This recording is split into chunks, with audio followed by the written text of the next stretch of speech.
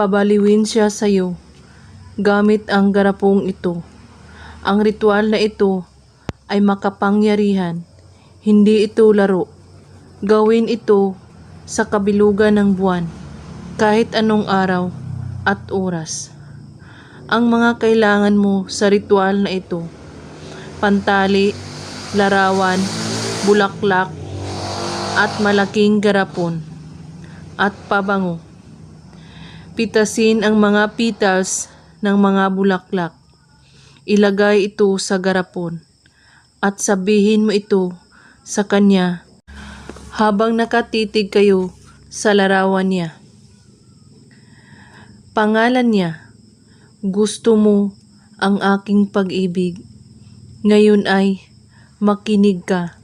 Buksan ang iyong puso hanggang balikan mo ako.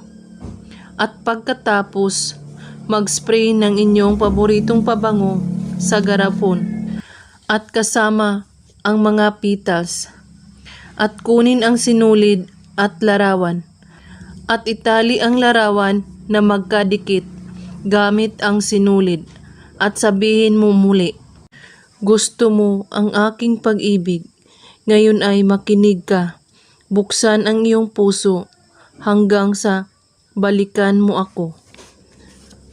Ngayon, ilagay mo ang larawan sa garapon at takpan mo ang garapon at ilagay sa inyong altar at panatiliing ito ay nakasara ng 7 araw at buksan ito pang 8 araw at hayaang lumabas ang mga amoy nito at mababaliw siya sa iyo ng sobra-sobra. Tandaan, mag-ingat ka sa inyong mga hiling at maaari mo itong itapon o ibaon sa lupa ang mga laman ng garapon at ang larawan ay itago mo ito. At kailangan buo ang inyong paniniwala sa paggawa nito at walang ibang iniisip at pagdududa. At kung may katanungan po kayo ay magko-comment lang po sa baba. Maraming salamat sa panunood. May God bless us all.